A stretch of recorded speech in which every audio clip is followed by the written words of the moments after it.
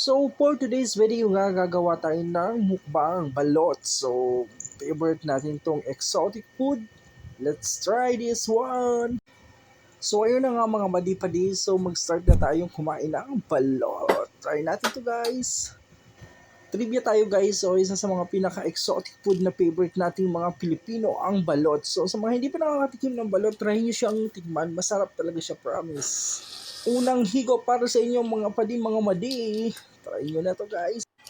Sa mga nakakapansin kung bakit nga half face lang tayo ngayon kasi sobrang pangit talaga natin pag kumakain kaya pagpasensyahan nyo na guys. Try natin tong higop pa din. Ayun, muntik na nga matapon yung sabaw. Sayang yung sabaw. So guys, higop ng higop lang tayo guys. So for today's video nga guys, kumakain tayo ng balot. Sarap to.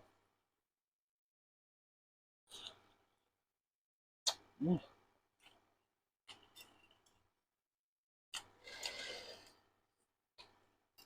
Paborito kasi yung suka.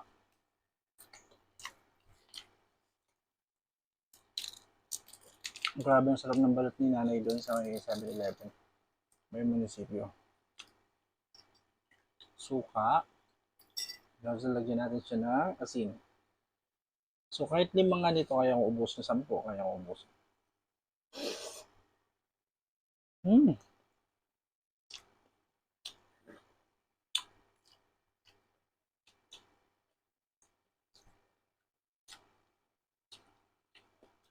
The best.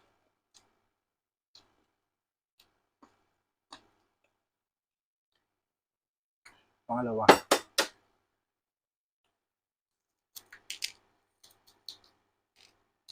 Ayun, tama na yung nabuksan natin kanina mali eh. Sarap namin yung sabaw. So ito nga guys, yung balot na paborito ko, stress reliever ko siya. Pag nai-stress ako, gusto kumain talaga nito. Ewan, basta sabi nila, nakakaliring kainin pero paborito ko talaga siya, boss. Hmm. Hmm.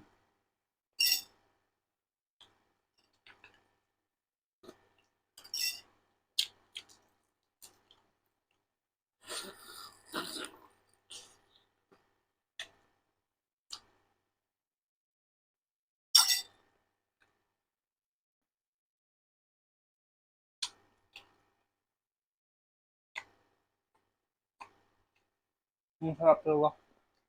The best.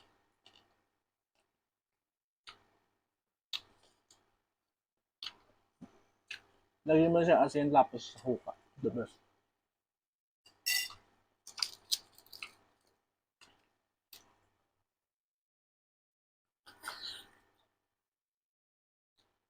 The best. Napakasarap.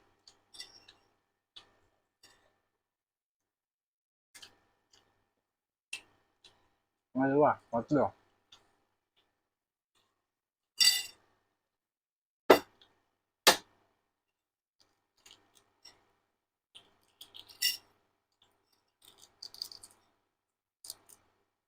Sabaw guys. Grabe, masasabay kayo sa paghigop ng sabaw.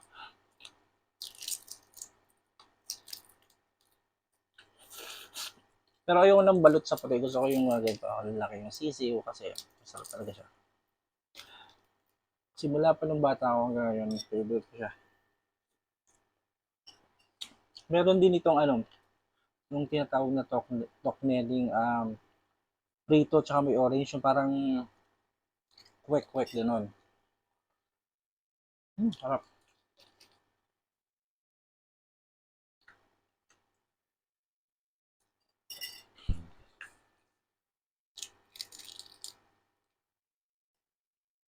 Suka, asin.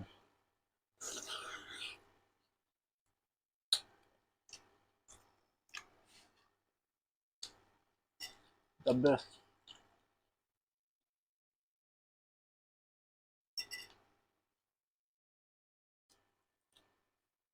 Mm.